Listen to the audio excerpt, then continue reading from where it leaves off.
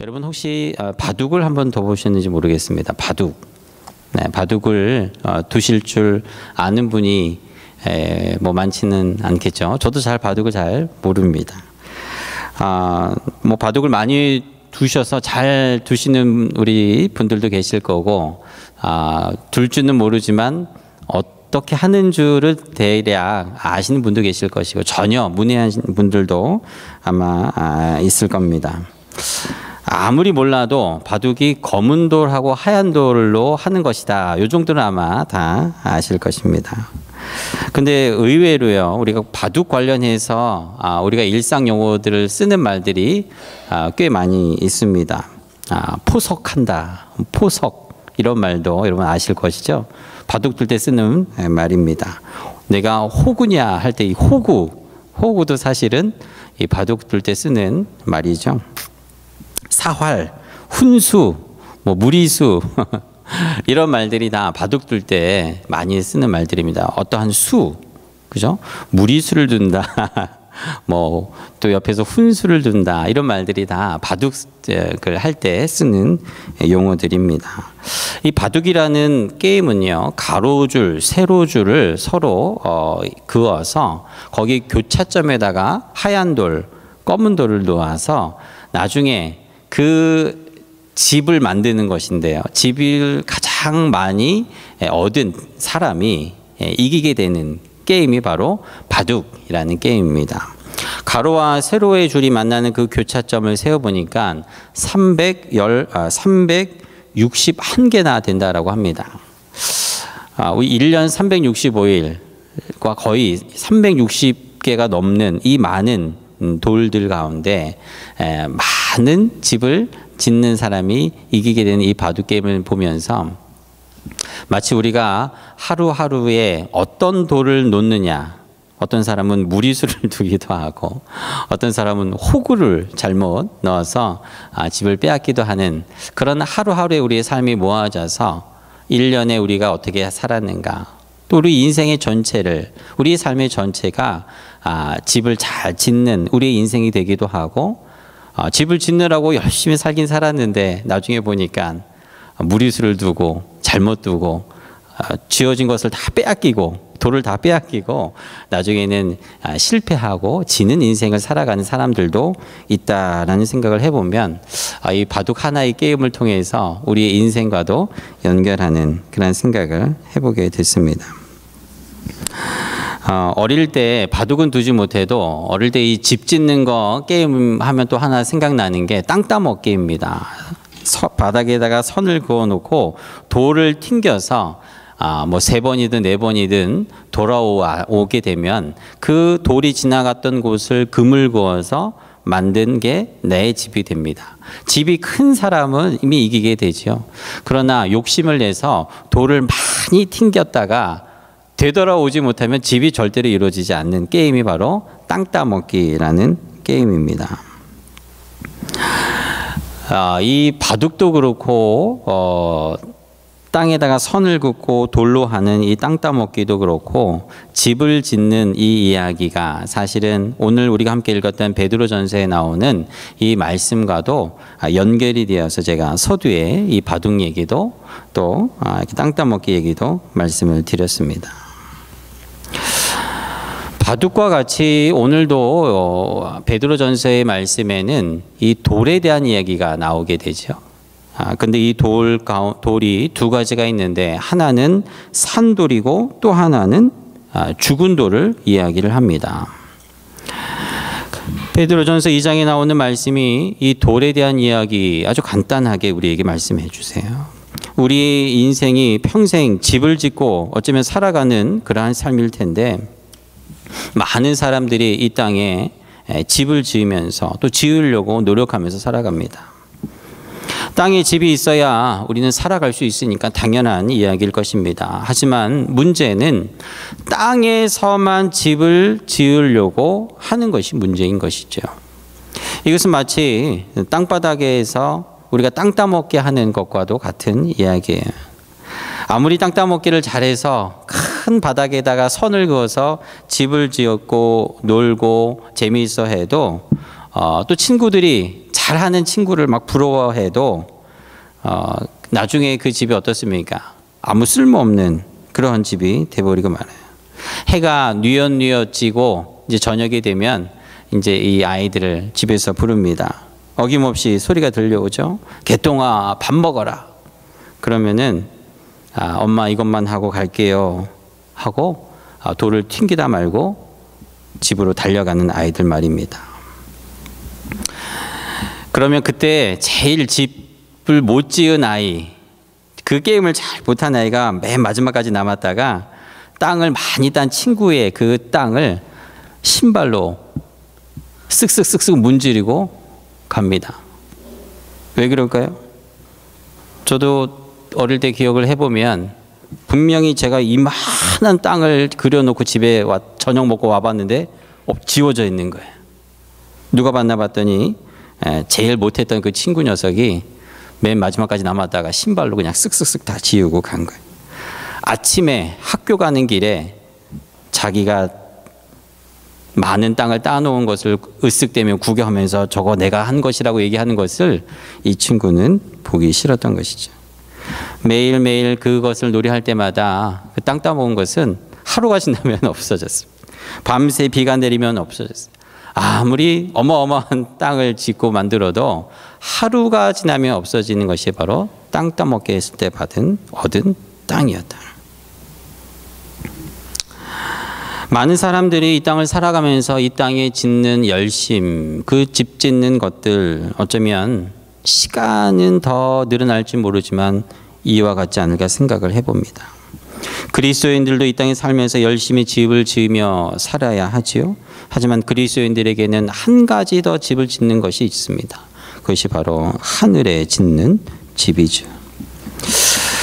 어떤 분들은 이렇게 얘기할지 모르겠습니다. 목사님, 우리 예수님께서 승천하시고 가시면서 내가 너희들이 거할 집을 만들고 준비하고 있겠다 이렇게 말씀하셨는데 우리가 무슨 집을 짓습니까? 근데 오늘 우리가 베드로전서 2장에 있는 말씀을 보면서 주님 분명히 우리에게 말씀하고 있어요. 5절 말씀입니다. 너희도 산돌같이 신령한 집으로 세워지고 예수 그리스도로 말미암아 하나님이 기쁘게 받으실 신령한 제사를 드릴 거룩한 제사장이 될지니라. 여기서 산돌, 리빙스톤은 바로 예수님을 의미합니다. 그런데 이 산돌은 원래부터 살았던 돌이 아니라 죽은 돌이었어요. 2절 말씀에 보면요, 사람들이 이 돌을 버려버렸습니다. 밟아버렸습니다. 그리고 심지어 죽여버렸어요. 하지만 이 죽었던 돌이 하나님의 손에 붙들려 하나님이 다시 살리고 부활하신 산돌이신 예수님이 되신 거죠. 그 돌은 원래부터 죽을 수 없는 돌이었습니다. 사실은 영원한 돌이었지요. 주님께서 보내주신 반석, 든든히 깨어지고 깎이고 없어지지 아니하는 영원히 우리와 함께하는 반석이신 산돌이셨어요. 이 돌은 하나님의 집을 완성하는 모퉁이의 머릿돌이 되는 것입니다. 오늘 이 말씀을 통해서 산돌이신 예수님께서 우리에게 말씀하시는 거예요. 너희들도 원래 죽은 돌이었고 사석이었고 없어지고 깨어지고 흔적도 없이 사라질 그런 사람들, 우리들이었지만 예수님께서 우리에게 말씀하십니다. 너희도 산돌이 되었다. 너희도 리빙스톤이 되었다. 너희도 산돌이 되어 하나님의 집을 짓는 모퉁이의 머릿돌이 될 것이다. 우리에게 축복의 말씀을 하신 것입니다. 할렐루야.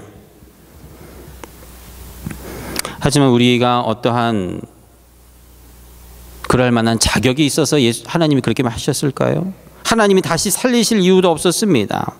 왜냐하면 저희들은 처음부터 하나님 나라의 시민도 아니었고 하나님 앞에 긍휼함도 얻지 못한 자들이었어요.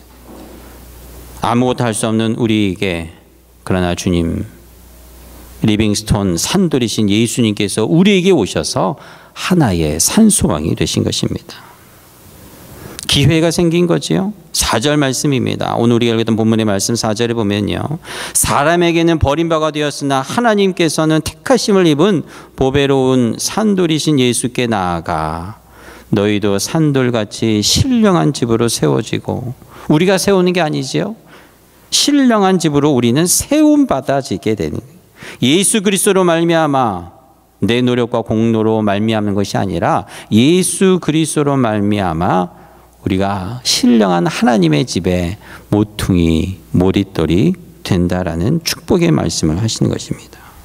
그리고 더 나아가 9절에는 아예 이 축복의 말씀을 온 세상에 선포하시는, 하나님의 계획을 온 세상에 선포하는 말씀을 하세요. 9절 말씀입니다. 너희는 택하신 족속이요 왕 같은 제사장이요 거룩한 나라요 그의 소유가 된 백성이니 이는 너희를 어두운 데서 불러내어 그의 기이한 빛에 들어가게 하시니에 아름다운 덕을 선포하게 하려 하심이라. 우리들은 전에는 죽은 돌이었습니다. 하나님 백성이 아니었지요. 진노의 자식들이었습니다. 죽을 수밖에 없는 어둠의 사람들이었지만 발로 쓱쓱 지으면 없어져 버릴 먼지와도 같은 우리 인생을 하나님이 불쌍히 여기셔서 긍휼함을 우리에게 주시고 산돌로 삼아 주신 것을 오늘 우리에게 말씀하고 있는 것이죠. 하지만 아직도 어둠에 있는 자들이 있습니다. 이들은 여전히 죽은 돌로 살아가요. 산 것처럼 열심히 땅에다 선을 긋고 집을 짓고 살아가는 이 많은 사람들, 그러나 이들은 죽은 돌인 것을 우리에게 말씀을 통해서 알려주시는 거예요. 8절 말씀에 보면요, 이 죽은 돌은 부딪히는 돌이에요. 걸려 넘어지는 돌입니다. 깨지고 부서져도 자기 자신이 어떠한 인생을 살아가는지 깨닫지 못합니다. 하나님의 말씀이 임해도 마음의 문을 꼭 닫아 걸고 마음의 문을 두드려도 아무리 그리스도의 복음을 전하고 하나님의 그 사랑의 빛을 비춰줘도 반응하지 아니하는, 그걸 말씀해 보면은 말씀을 순종하지 않음으로 스스로 멸망의 길을 걷게 되는 것입니다. 바둑을 둘 때 옆에서 훈수 두는 사람은 뻔히 살 길이 아주 잘 보여서 훈수를 둡니다. 그러나 정작 그 바둑 앞에 서 있는 그 자들은 길이 보이지 않는 거죠. 아무리 훈수를 해도 말을 해도 조언을 해도 들리지가 않습니다. 결국은 어떻게 수를 두지요? 자충수를 스스로 무너지는 수를 두는 실패의 삶을 살아가요. 하지만 어떤 사람들이 살아납니까? 듣는 사람은 살 길을 얻고 그때는 보이지 않지만 결국에는 살아가는 길을 얻게 되는 것이죠. 순수한 마음으로 자신의 고집을 내려놓고 듣는 자들은 살 길을 얻는 것처럼 오늘 1절과 2절에도 주님께서 동일한 말씀을 우리에게 하세요. 그러므로 모든 악독과 모든 기만과 외식과 시기와 모든 비방하는 말을 버리고 갓난 아기들 같이 순전하고 신령한 젖을 사모하라. 이는 그로 말미암아 너희로 구원에 이르도록 자라게 하려 함이라. 사랑하는 성도 여러분, 우리가 산돌이신 예수와 같이 살려면 들어야 되네요. 하나님 말씀을 들어야 돼요. 내가 생각하고 내가 걷는 이것이 100% 맞다라고 확신하면 우리는 누구나 다 살아갑니다. 그러나 여러분, 지난 한 주의 삶도 돌아보면 하나님이 그렇게 많은 말씀 우리에게 주셨는데도 우리는 그 훈수를 듣지 않아요. 내가 보기에는 그것이 아니다라고 생각하기 때문에 자충수를 두고 외통수가 되어서 결국은 내가 노력하고 애쓴 것들이 물거품이 되는 일들이 많이 있다라는 거예요. 한 주의 삶만 그럴까요? 우리 돌아온 과거의 삶이 얼마나 많은 우리는 웨이스트한 시간과 물질과 에너지를 쏟으며 살아왔겠습니까? 오늘 주님께서는 내가 죽은 돌이었던 너희들을 산돌로 명하고 선포하고 세웠으면 거기에 만족하며 살 것이 아니라 산돌로 만드신 하나님의 진정한 뜻과 목적은 하나님의 신령한 집을 짓기 위함인 것을 깨달으라 말씀하시는 거예요. 얼마나 많은 그리스도인들이 내가 구원받았다라는 것에 만족하며 살아갑니까? 내가 죽어도 천국 가는 거에 대한 것에 그것이 우리 신앙의 끝인 것처럼 살며 살아가는 자들이 있겠습니까? 그러나 오늘 주님은 어린아이와 같은 신앙에서 벗어나 너희들을 죽은 돌에서 산돌로 만드신, 피 흘려 산돌로 세운 하나님의 진정한 뜻은 너희의 모퉁이 머릿돌 산돌인 너희들을 통하여 하나님의 신령한 집을 짓기 위함이다라는 것을 우리에게 말씀하시는 거예요. 산돌이신 예수님과 같이 우리가 하나님의 신령한 집에 지음받는 돌로서 살려면 오늘 2절에 말씀하신 것처럼 순전하고 신령한 이 젖을 사모하라 말씀하신. 순전하고 신령한 젖이 무엇이겠습니까? 이것은 바로 복음을 의미합니다. 우리를 위하여 십자가에 피 흘려 돌아가신 예수 그리스도께서 그 피 흘림의 그 죽음의 뜻과 목적이 나를 산돌로 만들었고 하나님의 집 짓는 모퉁이의 머릿돌로 세우셨다라는 이것을 확실히 믿고 주님 앞에 나아가는 우리의 믿음을 말씀하시는 거예요. 순전하고 신령한 저 복음이 결국 우리를 구원의 길로 인도하는 것입니다. 여러분, 이것을 경험한 사람이 오늘 이 베드로 전서를 썼던 바로 베드로입니다. 베드로는 이것을 경험했지요. 베드로는 원래 시몬이라는 죽은 돌이었습니다. 죽은 돌처럼 살았습니다. 그러나 예수님을 만나고 예수님께서 이 시몬에게 이제 너의 이름에 하나 더 더하겠다. 너의 이름을 베드로, 영어로 피터, 히브리 말로 페트로, 아람어로 게바, 뜻이 뭡니까? 반석이란 뜻이에요. 너는 이제 죽었던 너의 돌 같은 인생, 발로 쓱쓱 문질러 없어질 인생을 이제 너를 반석으로 내가 선포하고 명하고 축복한다. 그러나 여러분, 그 축복의 메시지 들은 베드로의 삶이 그때부터 바뀌었나요? 전혀 그렇지 않아요. 예수님을 배반하고 예수님 앞에 도망가고 예수님을 부인하고 저주까지 한 자가 베드로 아니었겠습니까? 그러나 순전하고 신령한 젖을 사모하며 나아갈 때 베드로는 끝내 그 믿음의 반석 위에 예수님 말씀하셨던 것처럼 신령한 집, 교회를 주님께서 세우셨다라는 것을 우리는 믿는 것입니다. 사랑하는 성도 여러분, 예수님께서 우리를 산돌로 삼아주시고 산돌이신 예수님과 같이 날마다 우리의 신앙이 성장하기를 원하십니다. 하나님이 선물로 주신 예수님을 통해서 저와 여러분들이 예수님과 같이 우리의 삶이, 우리의 영성이, 우리의 신앙이 더욱더 깊어지고 넓어지기를 원하는 것입니다. 산돌로 우리는 구원받았습니다. 하지만 베드로가 반석이 되어서 바로 그 위에 주님의 교회가 세워지지 않는 것처럼 우리는 날마다 주님을 닮아가기 위하여 하나님 말씀을 듣는, 하나님 말씀에 순종하는 축복의 자녀들이 되어야 할 것입니다. 사랑하는 성도 여러분, 여러분 모두가 하나님의 신령한 집, 하나님의 믿음의 공동체, 우리 교회와 가정과 여러분의 삶의 터전에 하나님의 집을 짓는 모퉁이의 머릿돌이 모두가 되기를 주의 이름으로 축복합니다. 우리 교회가 너무 감사한 것은 그래서 주님 마음이 있는 캡스톤, 머릿돌이 원래는 캡스톤이었어요. 그러나 여기에 주님 마음이 더해져서 이제는 주님의 몸을, 교회를, 공동체를 세워가는 모퉁이의 머릿돌이 되는 것입니다. 여러분, 모퉁이 돌, 코너스톤 하면은 네모 반듯한 사각의 돌을 생각을 해보실 거예요. 그럼 모퉁이 머릿돌은 뭐냐? 여러분, 모퉁이 머릿돌은 절대로 네모나지가 않습니다. 모퉁이 머릿돌은요, 오른쪽의 벽과 왼쪽의 벽을 하나의 집으로 마지막에 완성할 때 그 가운데 껴놓는 것을 머릿돌, 모퉁이 머릿돌이라고 얘기해요. 그래서 절대로 네모 반듯한 규격품이면 절대로 여기에 들어맞지가 않아요. 오른쪽이 어떨지 모르고 왼쪽이 어떨지 모르기 때문에 그렇습니다. 오른쪽이 높을 때도 있고 왼쪽이 높을 때도 있기 때문에 맨 마지막에 이 형편에 맞춰서 껴넣는 돌이 모퉁이의 머릿돌이라는 거예요. 그러니 어떻습니까?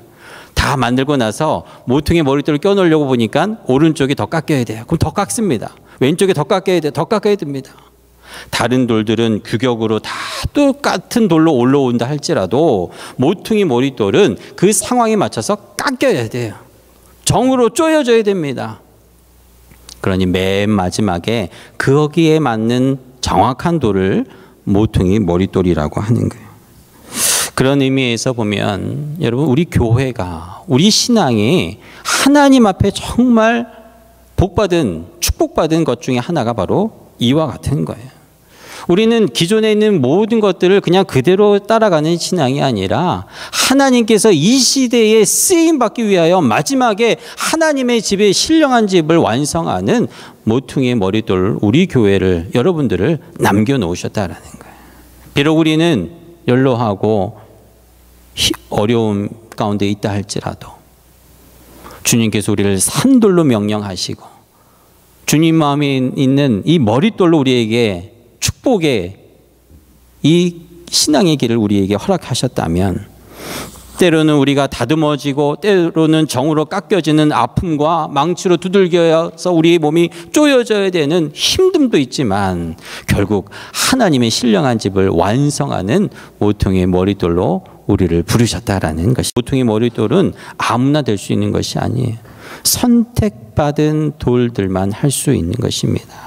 사랑하는 성도 여러분, 이 모퉁이의 머릿돌, 그 길을 가장 먼저 걸으신 분이 바로 우리 예수님입니다. 예수님은 깎이고 또 깎였어요.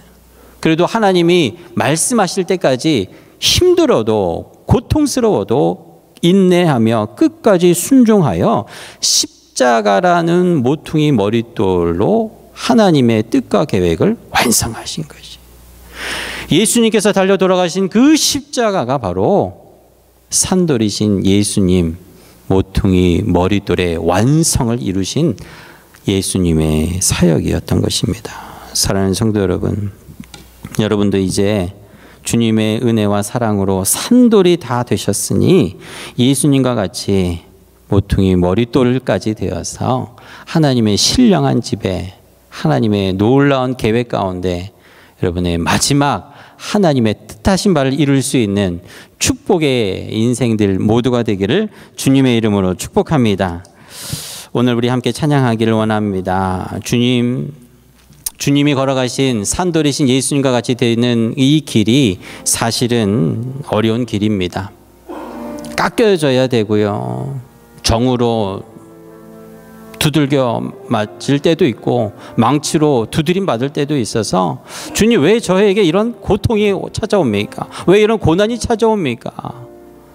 그러나 그 안에는 주님께서 하시고자 하는, 우리를 모퉁이 머릿돌이 되어 완성하시고자 하는 하나님의 깊은 뜻이 있는 것입니다.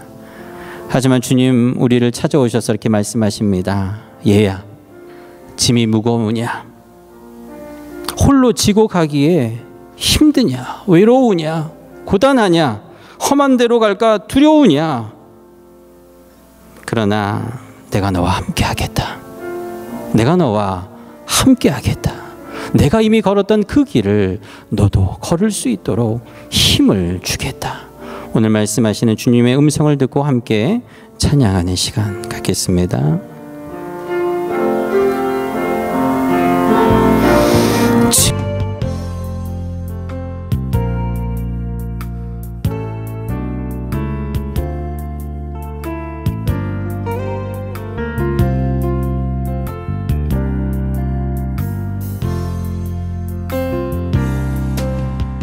짐이 무거우냐 홀로 지고 가기엔 험한 데로 갈까 두렵지는 않느냐 온갖 일에 매여 고달프지 않느냐 주가 도우시 요청만 하면 우리 기도를 언제 어디나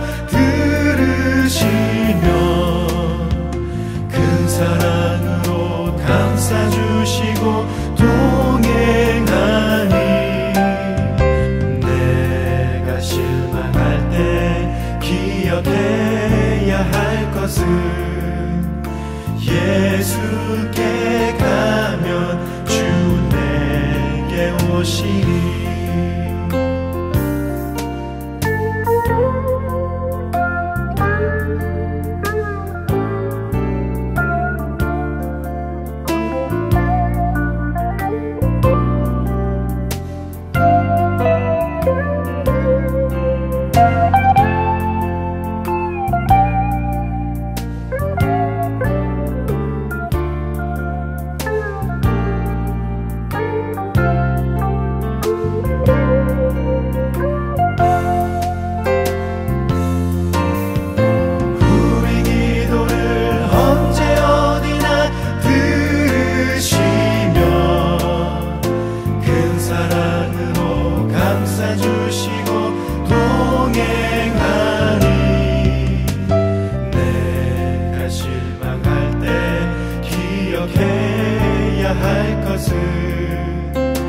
예수께 가면 주 내게 오시리.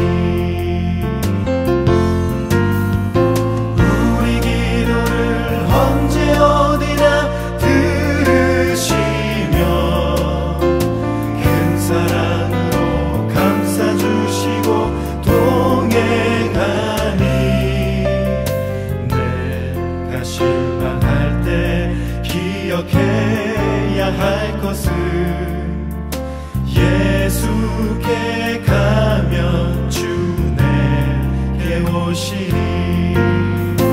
예수께 가면 주 내게 오시리.